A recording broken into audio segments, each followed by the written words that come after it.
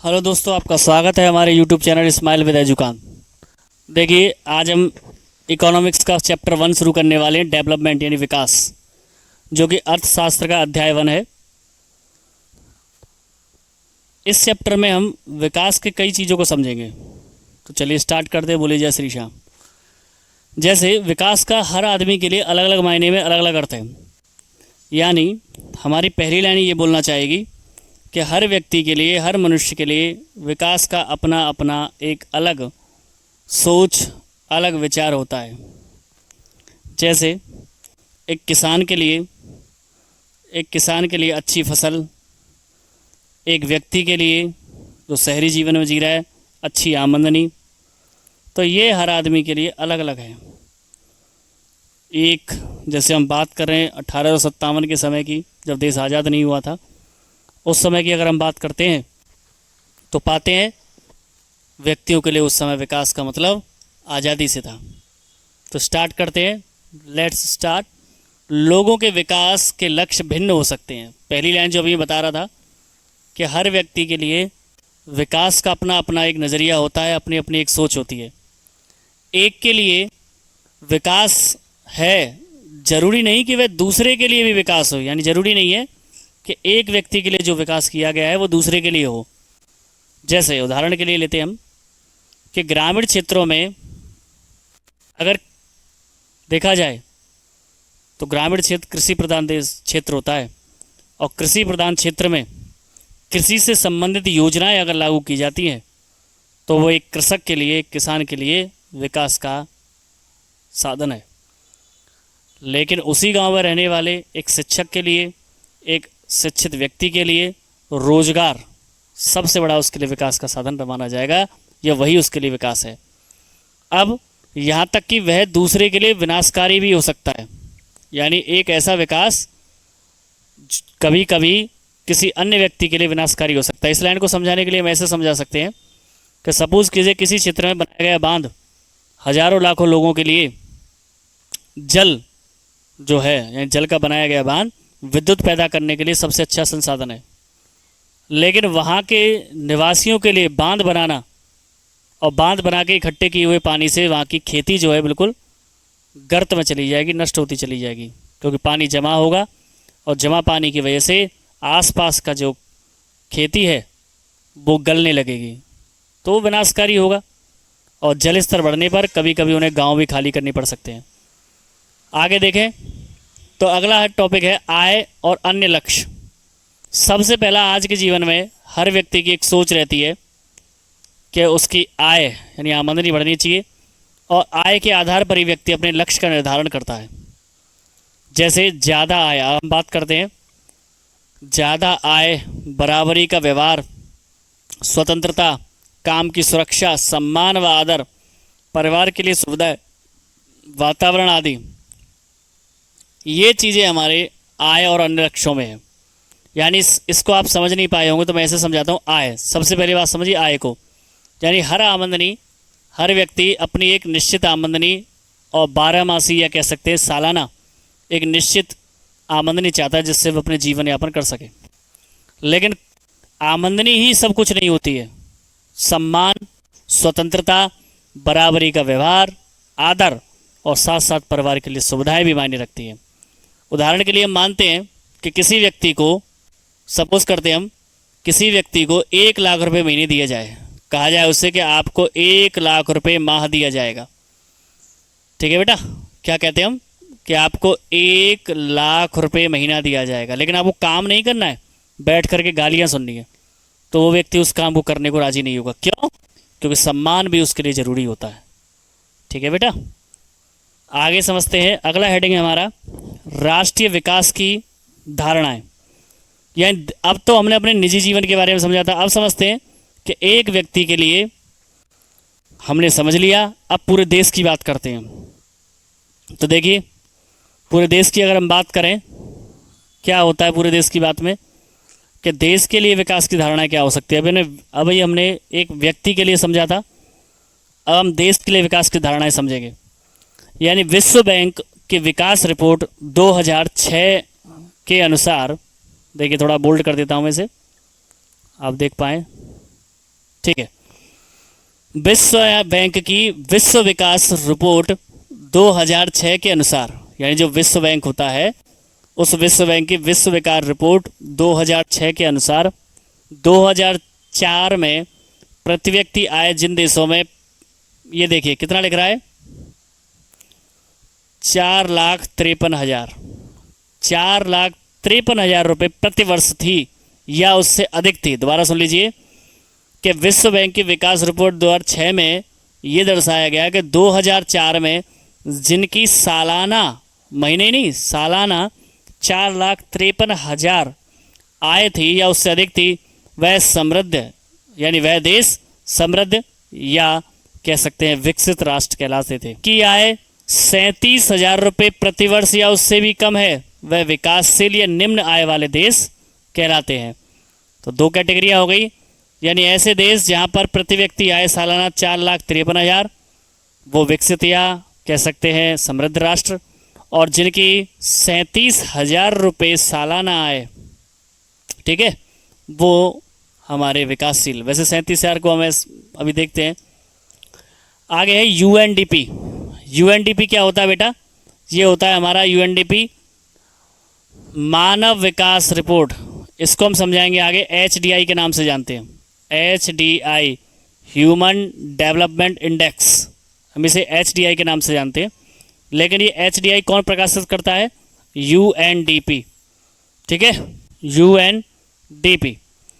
तो आगे समझते हैं कि यूएनडीपी द्वारा प्रकाशित मानव विकास रिपोर्ट यानी एचडीआई के अनुसार राष्ट्रीय विकास का अनुमान लोगों के शैक्षिक स्तर, उनकी स्वास्थ्य स्थिति और प्रति व्यक्ति आय के आधार पर होता है। 3 पॉइंट याद रखिएगा, सवाल बनता है। लीजिए, एचडीआई द्वारा प्रकाशित रिपोर्ट के अनुसार राष्ट्रीय विकास का अनुमान किसके द्वारा लगता है? तो राष्ट्रीय विकास का अनुमान लगता है लोगों के शैक्षिक स्तर के, वहाँ पर शिक्षा का स्तर कैसा है उस देश में, वहाँ के स्वास्थ्य स्थिति कैसी है, और वहाँ पर प्रति व्यक्ति आय कैसी है। 3 पॉइंट काम करेंगे इसमें, ठीक है। दोबारा सुन लीजिए कि शिक्षा का स्तर कैसा है उस देश में, स्वास्थ्य की सुविधाएं कैसी हैं यानी स्वास्थ्य सेवाएं कैसी हैं, और उस देश के प्रति व्यक्ति आय कितनी है, ठीक है। ये चीज़ें एचडीआई ने निर्धारित की कि ये 3 चीज़ों पर जो देश खरा उतरता है उनकी ही कैटेगरियाँ बनती है, विकसित, विकासशील। ओके, अब आता है अगला पॉइंट, धारणीय विकास। धारणीय विकास होता क्या है? धारणीय विकास क्या होता है समझते हैं कि विकास हो पर इससे परिवेश या पर्यावरण को हानि ना पहुंचे, यानी ऐसा विकास जिसमें विकास तो हो लेकिन इससे पर्यावरण को या अपने आसपास के माहौल को हानि ना पहुंचे, ठीक है, ऐसा विकास धारणीय विकास कहलाता है। अगला है बेटा धारणीयता।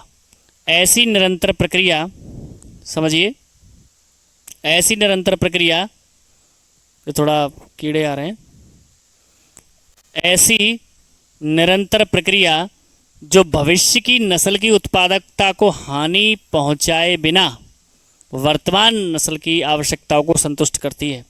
इसको हम ऐसे समझ सकते हैं कि जब हम बेटा ज्योग्राफी यानी संसाधन के बारे में आपको पढ़ाएंगे तो वहाँ पर एक शब्द आता है सतत पोषणीय विकास।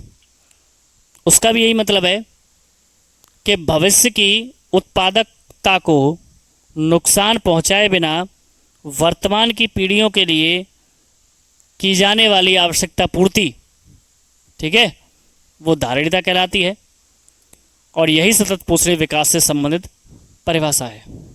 तो दोबारा सुन लीजिए, ऐसी निरंतर प्रक्रिया जो भविष्य की नस्ल की उत्पादकता को बिना हानि पहुंचाए वर्तमान नस्ल की आवश्यकताओं को संतुष्ट करती है, वही क्या कहलाती है? धारणीयता। आशा करता हूँ समझ में आया होगा, नहीं आया तो उदाहरण से समझा देते एक बार। जैसे आज हम देख पा रहे हैं कि हमने पेट्रोल से वाहनों को चलाया, लेकिन पेट्रोल से होने वाले नुकसान हुए, तो हमने किस में परिवर्तन कर दिया? पेट्रोल को छोड़ करके आज सीएनजी वाहन पर आ गए।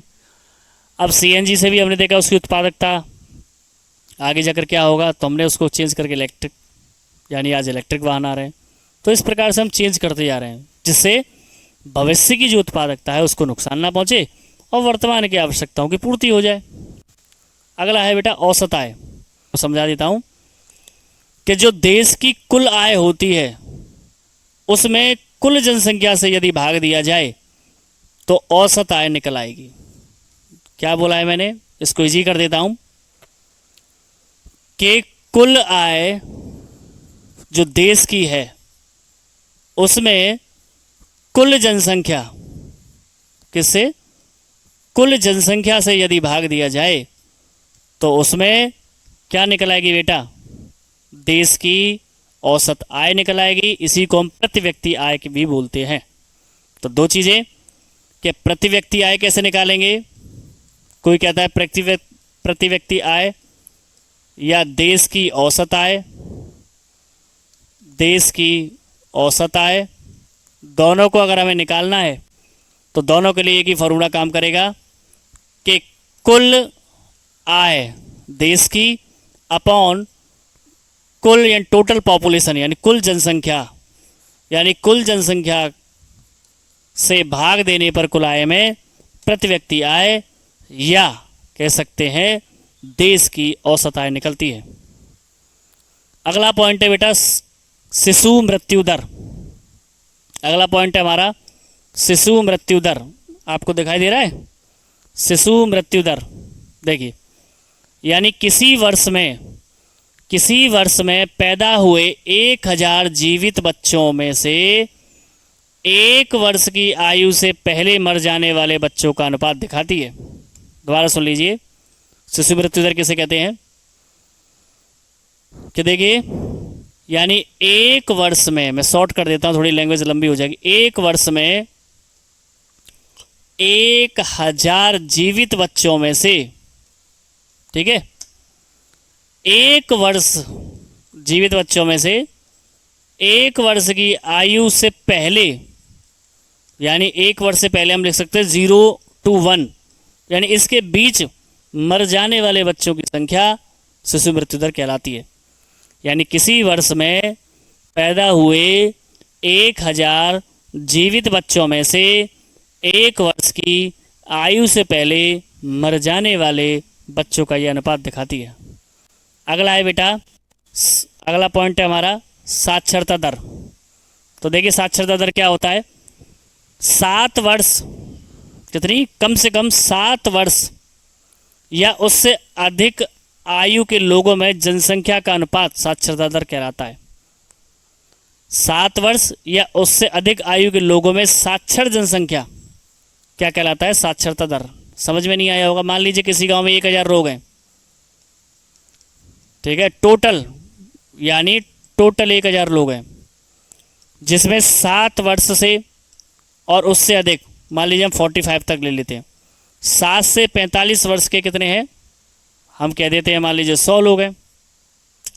तो आप साक्षरता दर निकालने के लिए क्या देखें, कितने परसेंट साक्षर लोग हैं, 1000 में से 100 लोग हैं, तो 1000 में 100 का अगर डिवाइड दे दें तो कितने परसेंट है, केवल 10% ही लोग साक्षर हैं। ऐसे समझ लीजिए आप, है ना। अगला है निवल उपस्थिति अनुपात, यानी 6 से 10 वर्ष की आयु के स्कूल जाने वाले कुछ बच्चों का उस आयु वर्ग के कुल बच्चों के साथ प्रतिशत उपस्थिति अनुपात कहलाता है। दोबारा सुन लीजिए, 6 से 10 वर्ष की आयु के स्कूल जाने वाले, इसको मैं अंडरलाइन करके समझिएगा यहाँ से, ठीक है, बच्चों का उस आयु वर्ग के कुल बच्चों के साथ प्रतिशत की उपस्थिति क्या कहलाती है, निवल उपस्थिति अनुपात। नहीं समझ में आया, ऐसे समझिए, एक गांव में 6 वर्ष से 10 वर्ष के जितने बच्चे हैं उनमें से कितने स्कूल जाते हैं और कितने घर रहते हैं, उनका जो प्रतिशत परसेंटेज निकाला जाएगा वही कहलाएगा निवल उपस्थिति अनुपात। ठीक है बेटा, समझ में आया। अब अगला पॉइंट, अगला है राष्ट्रीय आय, यानी पूरे देश की आय। तो देश के अंदर उत्पादित सभी वस्तुओं और सेवाओं के मूल्य, पहले ये समझ लीजिए, पूरे देश में पैदा होने वाली चीज़ें, ठीक है, या वस्तुएं, बात तो एक ही है। अब सेवाएं कौन सी होती हैं, जैसे मान लीजिए ट्रांसपोर्ट का काम करने वाले हैं, ड्राइवर काम करने वाले हैं, पल्लेदार काम करने वाले हैं, ये सब, तथा विदेशों से प्राप्त आय के जोड़ को राष्ट्रीय आय कहते हैं। यानी अपने देश से होने वाली कमाई और दूसरे देशों से होने वाले अपने उत्पाद को बेच करके कमाई को जोड़ दिया जाए तो वो एक देश की क्या कहलाती है? राष्ट्रीय आय कहलाती है। देखिए हम थोड़ा सा चैप्टर को रिवाइज कर देते जल्दी जल्दी कि लोगों के लिए विकास के अलग अलग लक्ष्य हो सकते हैं, पहली बात। और विकास का लक्ष्य जो व्यक्तियों के लिए होता है ज़रूरी नहीं है वो दूसरे के लिए भी हो, और कभी कभी विकास के लक्ष्य विनाशकारी भी हो सकते हैं। इसके लिए हमने एग्जाम्पल आपको बताया था, बांध बनाने वाला। वो बांध का काम सभी के लिए, जल से पैदा होने वाली विद्युत सभी के लिए लाभकारी है, लेकिन जहाँ पर बांध बनाया जाएगा उस क्षेत्र के लोग की खेती बिल्कुल नष्ट हो जाएगी। अगला था आय और अन्य लक्ष्य, यानी आमदनी सबके लिए ज़रूरी है, लेकिन आमदनी के साथ साथ यानी किसी व्यक्ति को कितना भी पैसा दे दिया जाए लेकिन उसे बराबरी का सम्मान ना मिले, आज़ादी ना मिले और सम्मान किया ना जाए, परिवार के लिए कोई सुरक्षा ना हो, तो ऐसी जगह आदमी काम नहीं करेगा। तो आय के साथ साथ अन्य चीज़ों का भी होना बहुत ही ज़रूरी है। अगला है कि विश्व बैंक रिपोर्ट 2006 के अनुसार 2004 में, ये 2004 की है, कि जिन देशों में 4,53,000 रुपये सालाना आय एक व्यक्ति की रही है वह देश समृद्ध या विकसित कहलाया, और जिसमें 37,000 रुपये रही है वो देश निम्न आय वाला या कह सकते हैं विकासशील की कैटेगरी में था। तीसरा पॉइंट पढ़ा था हमने कि HDI के अनुसार यानी ह्यूमन डेवलपमेंट इंडेक्स यानी मानव विकास रिपोर्ट के अनुसार राष्ट्रीय विकास यानी पूरे देश के विकास का अनुमान किससे लगाया जाता है? कि वहाँ के लोगों का शैक्षिक स्तर कैसा है, शिक्षा का वहाँ ग्रोथ कैसा है, लेवल कैसा है। दूसरा, वहाँ पर हेल्थ से संबंधित क्या क्या फैसिलिटी है, मतलब स्वास्थ्य की क्या स्थिति है, और प्रति व्यक्ति आय कितनी है। इन तीनों को आधार पर हम किसी देश को क्या कहते हैं, उसके विकास के स्तर पर नापते हैं। अगला पॉइंट था धारणीय विकास, यानी ऐसा विकास जिससे किसी के परिवेश यानी अपने चारों ओर पाए जाने वाले परिवेश या पर्यावरण को हानि ना पहुंचे। धारणीयता क्या थी? यानी ऐसा कार्य या ऐसी प्रोसेस या ऐसी निरंतर प्रक्रिया जिसमें जो भविष्य की नस्ल है उसकी यानी भविष्य में पाई जाने वाली नस्ल की उत्पादकता को हानि पहुंचाए बिना वर्तमान में जो नस्ल है उनकी आवश्यकताओं की पूर्ति की जाए, ये धारणीयता कहलाती है। औसत आय, अगला पॉइंट था हमारा औसत आय। किसी देश की औसत आय निकालने के लिए उस देश की कुल आय को कुल जनसंख्या से यदि भाग दिया जाए तो देश की औसत आय निकल जाएगी, यही प्रति व्यक्ति आय कहलाती है। शिशु मृत्यु दर क्या था? कि किसी एक वर्ष में पैदा होने वाले 1,000 बच्चों में से 1 वर्ष से पहले मृत्यु हो जाने वाले बच्चों का जो अनुपात है वही क्या कहलाएगा? शिशु मृत्यु दर। अगला पॉइंट था साक्षरता दर, यानी 7 वर्ष और उससे अधिक आयु के लोगों में साक्षर जनसंख्या के अनुपात को साक्षरता दर कहते हैं। यानी 7 साल और उससे ऊपर तक के जो लोग हैं उनको जोड़ करके उस क्षेत्र की कुल जनसंख्या में जब हम भाग देंगे तो साक्षरता अनुपात निकल आएगा। अगला है निवल उपस्थिति अनुपात, यानी ऐसे बच्चे जो 6 से 10 वर्ष की आयु में स्कूल जाते हैं और उन्हीं की उम्र के ऐसे बच्चे जो घरों पर रहते हैं, पढ़ने ही नहीं जाते, उनके बीच में परसेंटेज जो निकाली जाएगी वही निवल उपस्थिति अनुपात कहलाता है। अगला आता है राष्ट्रीय आय, यानी पूरे देश की आय का आकलन कैसे किया जाता है।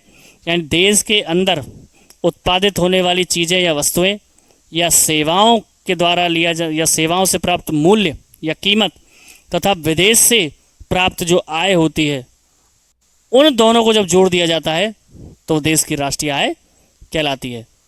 तो हमने यहाँ तक पढ़ लिया था, इससे आगे हम आपको कल पढ़ाएंगे। आशा करता हूँ आपको समझ में आया होगा, और इसी के साथ इस टॉपिक को यहाँ पर फिनिश करते हैं।